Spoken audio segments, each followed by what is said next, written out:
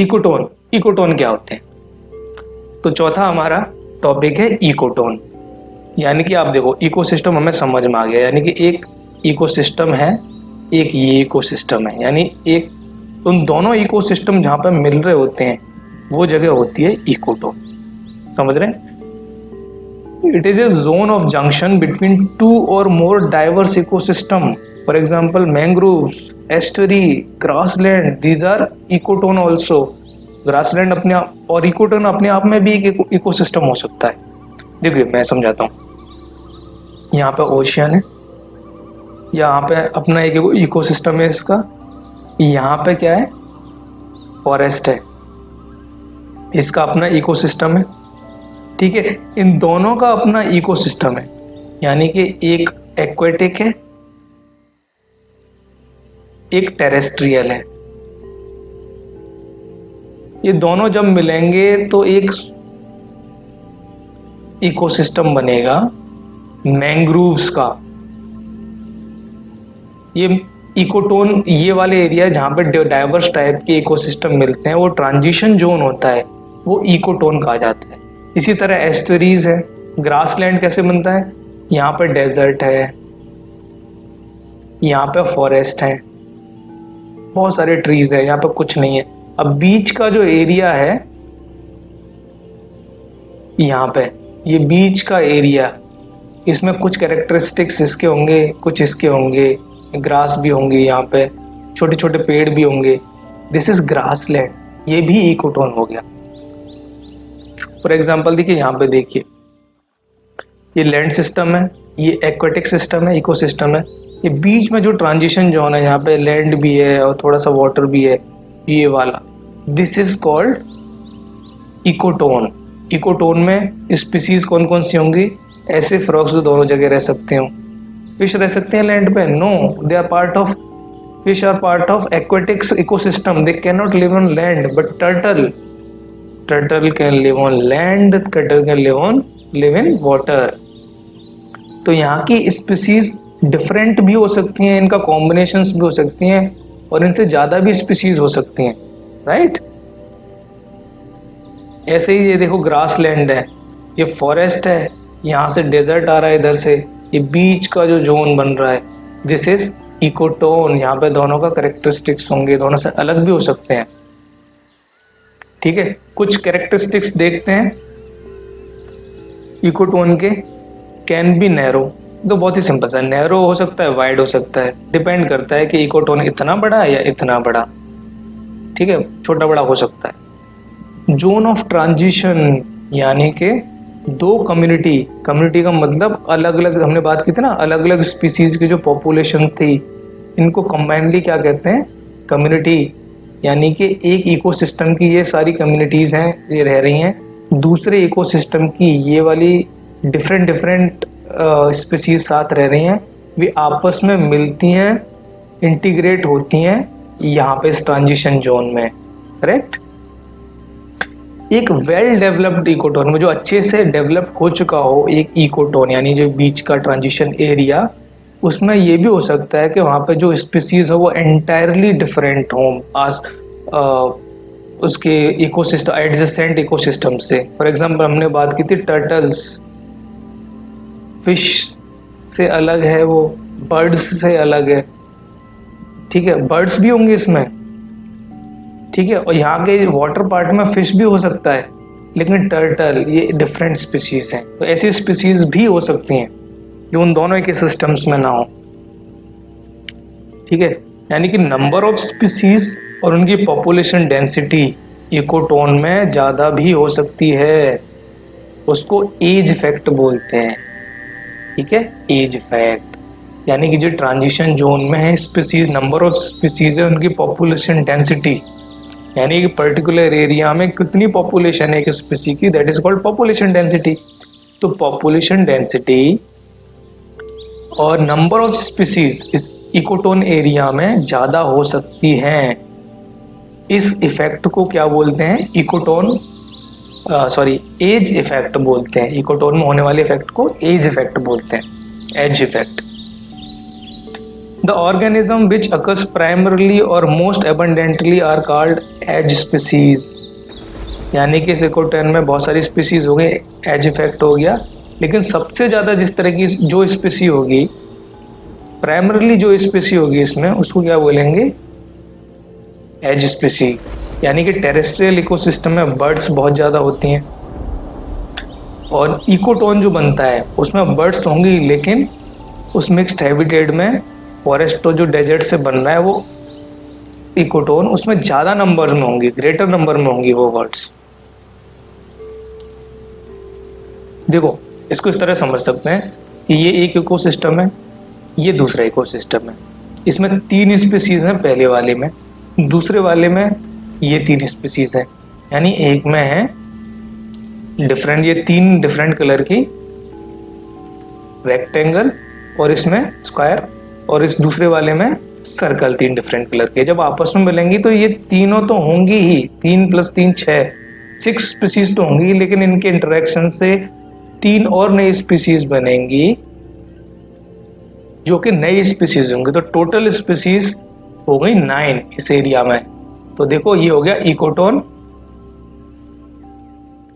और as effect, और जो प्राइमरली स्पीसी होगी इसमें वो कही जाएगी एज स्पीसीज, राइट।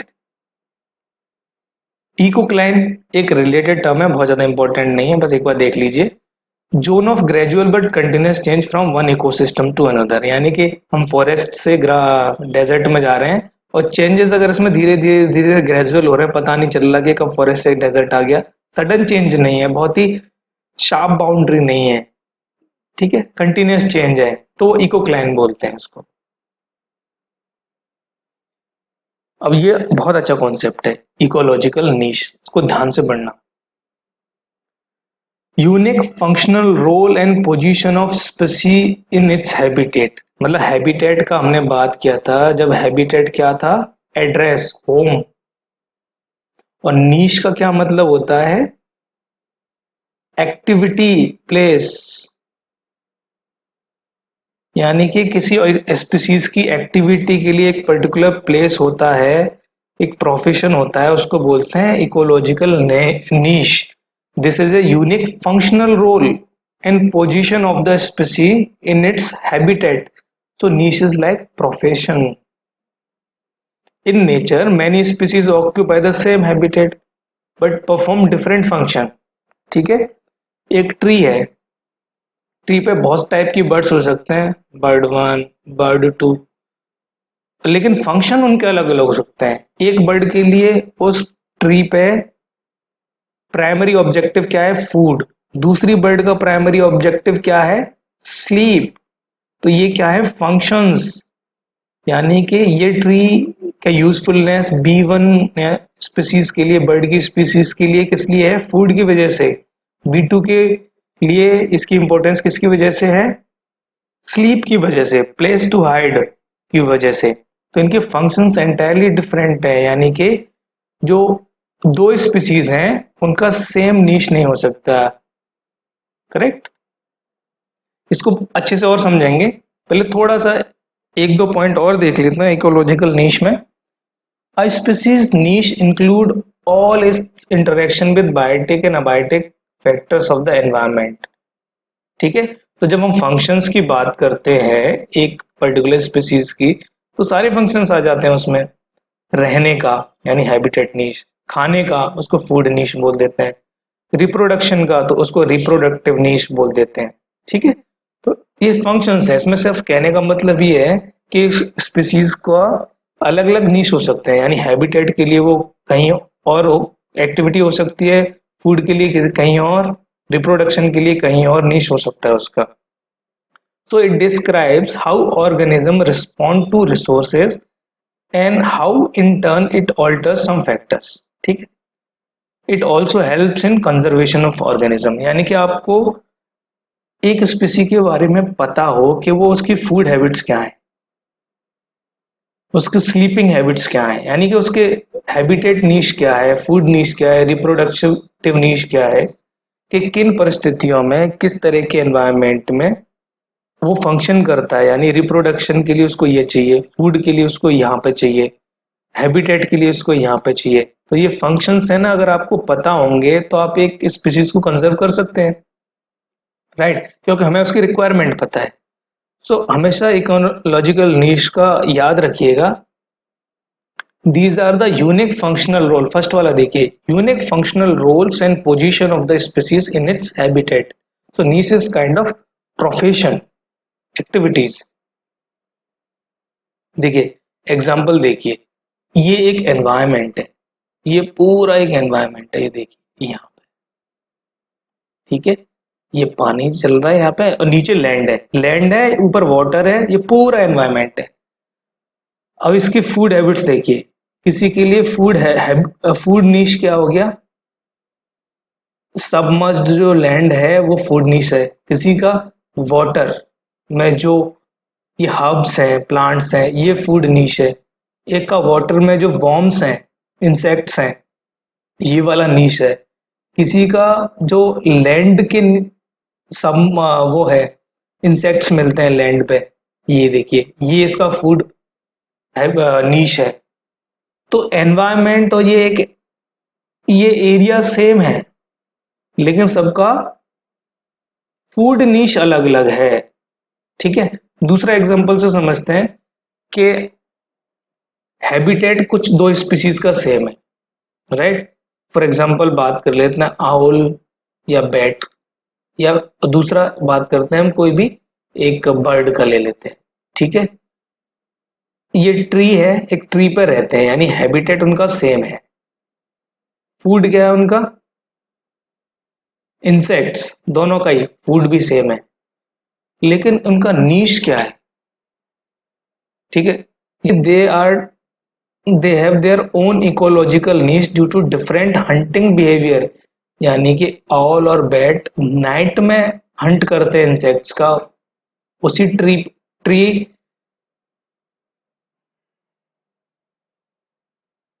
यानी आउल और बैट नाइट में हंट करते हैं, भले उनका फूड सेम है, हैबिटेट सेम है, लेकिन बिहेवियर उनका, हंटिंग बिहेवियर डिफरेंट है। तो उनका इकोलॉजिकल नीश क्या है, नाइट और डे के हिसाब से डिफर कर रहा है, ठीक है। वाइल बर्ड्स हैं वो डे में हंट कर रही हैं दूसरी बर्ड्स, ठीक है। तो दे have their different ecological needs, professions. For example एक एग्जांपल देखिए, ट्री है, ये हैबिटेट सेम है और इसी पे फूड भी सेम है, लेकिन देखो इसका टॉप पोजीशन पे ये किसका फूड है, फूड नीश है इस वाली बर्ड का, ठीक है। तो ये वाला किसका नीश है, ये वाला दूसरी वाली बर्ड का, ये बीच वाला किसका नीश है, यानी कि सेम ट्री पे अलग अलग जोन्स हैं, सबके अलग अलग फूड नीश है, यानी कि इन सबका हैबिटेट सेम है, हैबिटेट सेम है ट्री, लेकिन जो फूड नीश है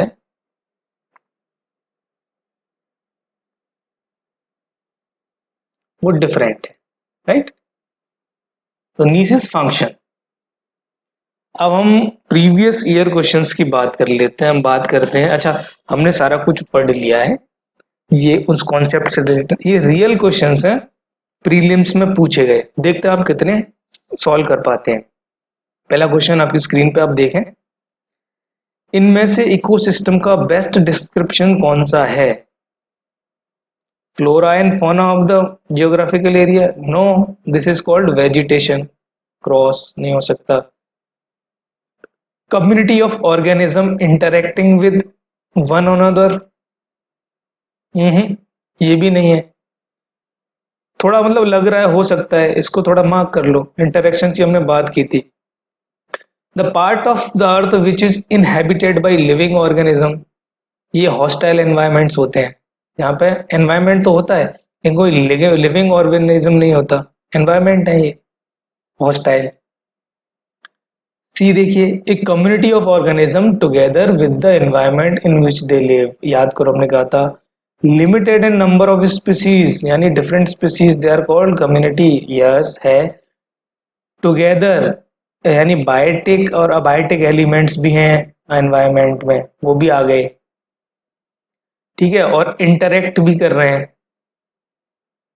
तो कौन सा होगा आप बताएं? कम्युनिटी ऑफ ऑर्गेनिज्म टुगेदर, तो आपस में इंटरेक्ट भी करेंगी, फ्लो एनर्जी का तभी तो होगा। तो इसका आंसर क्या है? सी। दूसरे बात है, which one of the following terms describe not only the physical space occupied by an organism but also its functional role. देखिए ये की highlight, functional role in the community of organism. Habitat क्या है? एड्रेस और ecological जो niche है that is profession. Functional role, answer is B. तीसरे question पे देखें, ये 2014 में पूछा गया था। Which one of the following is the process involve in photosynthesis? ये देखो बहुत कॉमन सेंस से हो जाएगा। देखो पहले हम नीचे से शुरू करते हैं। फोटोसिंथेसिस में कौन सी प्रोसेस इन्वॉल्व होती है? सिंपल क्वेश्चन ये है। लास्ट वाला ऑप्शन देखें, oxygen is taken in, carbon dioxide and water vapour are given out. हमने क्या पढ़ा था? फोटोसिंथेसिस में जो प्रोड्यूसर्स होते हैं, प्लांट्स होते हैं, वो कार्बन डाइऑक्साइड लेते हैं, ऑक्सीजन छोड़ते हैं, निकालते हैं। रिलीज होती है carbon dioxide, no, oxygen release होती है। ये गलत हो गया। ठीक है, इसमें बोल रहा है oxygen taken, no, carbon dioxide is taken, ये गलत। ठीक है, दूसरा देखिए, food is oxidize to release carbon dioxide, no, ये भी गलत हो गया। रिलीज क्या होती है? ऑक्सीजन, गलत। ठीक है, potential energy release to form free energy, no, free energy को यूज किया जाता है, ये गलत हो गया। तो क्या बचा? Free energy is converted into potential energy and stored in terms of food, flower and other materials. B is the answer. Simple था क्वेश्चन। एग्जाम में नहीं लगता, इतना स्ट्रेस होता है ना एग्जाम में, समझ नहीं आता। थोड़ा सा अवेयर रहिए चीजों को लेके, होंगे कई क्वेश्चंस बड़े आसान होंगे। ठीक है, let's move to the next question. Consider the followings, pets, bears, rodents, कुछ याद आ रहा है कॉमन? ये क्या करते हैं? रिस्पॉन्ड करते हैं बायोटिक फैक्टर्स के लिए, स्ट्रेस कंडीशन में रिस्पॉन्ड करते हैं। ये याद आ रहा हो तो, bats, bears, rodents. The phenomena of hibernation, respond कैसे करते हैं? हाइबरनेशन, यानी विंटर्स में स्लीप पे चले जाते हैं। Can be observed in which of the above kinds of animals? Simple, हमको पता है, ऑल। ऑल। एक क्वेश्चन और देखते हैं। अच्छा, इनमें से पता करना है कि सही कौन सा है। ठीक है, कोई सा भी एक उठाते हैं। The presence of specific features or certain habits which enables a plant or animal to live in its surroundings is called evolution। ये पता होना चाहिए आपको, बहुत सिंपल है, लेकिन नहीं पता है तो फॉर द टाइम बीइंग इसको बुरा लगा दीजिए, we don't know. Okay, second पे द सराउंडिंग्स, यहाँ पे मैं थोड़ा थोड़ा आपको एलिमिनेशन भी बता रहा हूँ, कॉमन सेंस, एलिमिनेशन और इंफॉर्मेशन के साथ हम एक क्वेश्चन कैसे सॉल्व कर सकते हैं इफेक्टिवली, वो थोड़ा आप भी प्रैक्टिस करते रहिए, आ जाएगा। दूसरा एक ऑप्शन देखिए, the surroundings where an organism lives is called its habitat. ये क्या सही है? बिल्कुल सही है। ऑर्गेनिज्म जहां रहता है वो हैबिटेट ही तो होता है, यानी कि सेकंड ये सही हो सकता है, ये सही हो सकता है, ये सही हो सकता है, और ये भी सही होता है, पर सेकंड तो सब में सही ही है। ठीक है, तो इनका कोई मतलब नहीं है सेकंड सही होने का, ये तो सही है ही। Small changes that take place in a body of a single organism over short period to overcome small problems due to change in the surroundings is called acclimatization। Yes, हमने बात की थी ना शॉर्ट पीरियड में जो body एक environment के साथ सामंजस्य बिठाने के लिए, ओवरकम करने के लिए, छोटी छोटी प्रॉब्लम के लिए जो एडजस्टमेंट करती है बॉडी, चेंज करती है body, that is called acclimatisation. ठीक है, माउंटेनियरिंग ट्रैकिंग का एग्जांपल लिया था, आपको याद हो तो। Third is right. तो ये राइट हो गया, ये भी हो सकता है। 2 3 ऑप्शन इसमें भी आने, 3 इसमें नहीं आ रहा, तो ये तो नहीं हो सकता। करेक्ट। 1 A B D में हो सकता है। Gradual changes in an organism to survive in the environment is called adaptation. No, gradual changes क्या होते हैं? Yes, evolution. Fourth is right. ये गलत है। ये वाला गलत हो गया, यानी फोर्थ वाला गलत हो गया। यानी कि 2 and 3 तो सही हैं। अगर ये evolution है तो ये क्या है? evolution तो नहीं हो सकता। ये क्या होगा? याद करो, ये हो जाएगा अडेप्टेशन। अगर आपको अडेप्टेशन भी पता नहीं है तो एवोल्यूशन तो ये होता है। ये नहीं हो सकता, तो पहला भी गलत हो जाएगा। यहाँ जहाँ पे पहला आ रहा है वो भी गलत कर दीजिए, तो आपका आंसर क्या आ जाएगा? B, 2 and 3। Answer is B.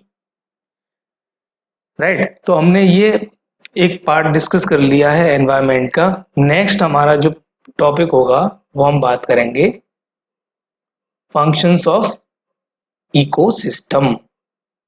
उसमें हम डिटेल से बात करेंगे एनर्जी पिरामिड्स के बारे में, एनर्जी साइकिल के बारे में, बहुत सारी चीज है। न्यूट्रिएंट साइकिलिंग है, उसमें बहुत सारे आपके कार्बन साइकिलिंग है, नाइट्रोजन साइकिलिंग है, हाइड्रो साइकिलिंग है, बहुत सारी चीजें सारे डिस्कस करेंगे, डिटेल में करेंगे। तो तब तक के लिए अपना ध्यान रखें, हेल्दी बने रहें और पढ़ते रहें। Thank you very much for being with cafe IAS.